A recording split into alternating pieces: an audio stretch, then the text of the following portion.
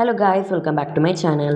അപ്പോൾ ഇന്നത്തെ എൻ്റെ വീഡിയോയിൽ ഞങ്ങൾ മുംബൈയിലെ ഗേറ്റ് വേ ഓഫ് ഇന്ത്യയും അതേപോലെ തന്നെ മറൈൻ ഡ്രൈവ് കറങ്ങാൻ വേണ്ടി പോകുന്ന വീഡിയോ ആണ് ഞാൻ വന്നിട്ടുള്ളത്.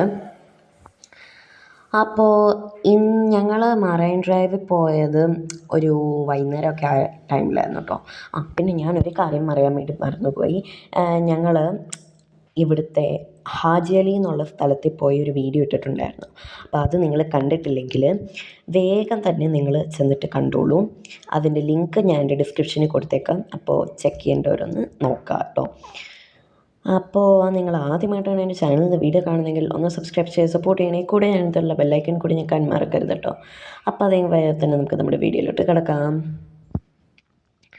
അപ്പോൾ ഞങ്ങൾ ഇവിടെ മറൈൻ ഡ്രൈവിൽ ഇരിക്കുന്ന സമയത്ത് ഇവിടെ നല്ല കാറ്റാണ് കേട്ടോ. ഞാൻ ഹാജി അലിയിലെ കാര്യം പറയുമ്പോഴത്തേക്കും അവിടെ അത്യാവശ്യം നല്ല കാറ്റുണ്ടായിരുന്നു. പക്ഷേ ഇവിടെയെന്ന് വെച്ചാൽ അത്യാവശ്യം നല്ലൊരു മോഡറേറ്റ് ആയിട്ട് ഉള്ളൊരു സ്പീഡിലായിരുന്നു കാറ്റുണ്ടായിരുന്നത്. പിന്നെ നിങ്ങൾക്ക് ആ സൈഡിൽ കാണാൻ പറ്റുന്ന ആ ഒരു അരിപ്പ പോലത്തെ ആ ബിൽഡിങ്ങാണ് എയർ ഇന്ത്യേൻ്റെ ഹെഡ് ക്വാർട്ടേഴ്സ് വരുന്നത്.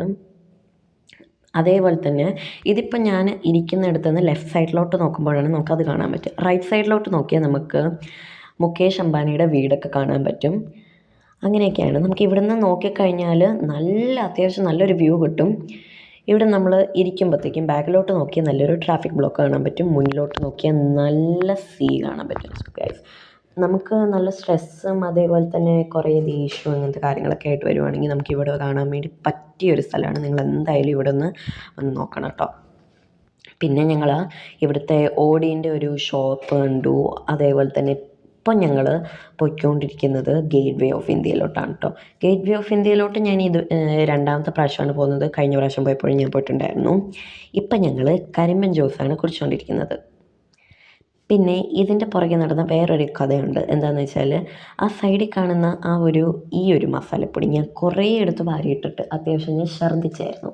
അന്ന് ഞാൻ വീഡിയോ പിടിച്ചില്ല. കാരണം അത് ഒരു അൺഎക്സ്പെക്റ്റഡ് ആയിട്ടുള്ളൊരു കാര്യമായി പോയതുകൊണ്ട് എനിക്ക് പിടിക്കാൻ പറ്റിയില്ല. ഇപ്പോൾ ഞങ്ങൾ ചേർച്ച് ഗേറ്റ് എന്നുള്ള ഒരു സ്റ്റേഷനിൽ നിന്നാണ് ഞങ്ങളിപ്പോൾ ഗേറ്റ് വേ ഓഫ് ഇന്ത്യയിലോട്ട് നടന്നുകൊണ്ടിരിക്കുന്നത്. ഇത് ഇവിടെയുള്ള കുറേ സ്ഥലങ്ങളാണ് കേട്ടോ. ഇതാണ് നമ്മുടെ ഗേറ്റ് വേ ഓഫ് ഇന്ത്യ വരുന്നത്. ഗേറ്റ് വേ ഓഫ് ഇന്ത്യ പകൽ കാണാൻ വേണ്ടിയാണ് രാത്രി കാണുന്നതിനേക്കാളും കുറച്ചുകൂടി കാണാൻ രസം. പിന്നെ നിങ്ങൾ ഇപ്പം കണ്ടുകൊണ്ടിരിക്കുന്നത് താജ് ഹോട്ടലാണ്. ഇത് രാത്രി കാണാനാണ് കൂടുതൽ രസം പകൽ കാണുന്നതിനേക്കാളും. ഇത്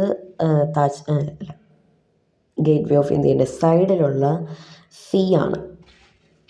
ഗേറ്റ് വേ ഓഫ് ഇന്ത്യൻ്റെ 3 സൈഡ് സീ ആണ്. പിന്നെ ഒരു സൈഡ് ലാൻഡും ആണ് കേട്ടോ വരുന്നത്.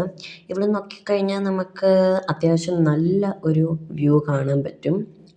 നമുക്കിവിടുന്ന് ബോട്ടിംഗ് ഒക്കെ ഉണ്ട് കേട്ടോ നമുക്ക്.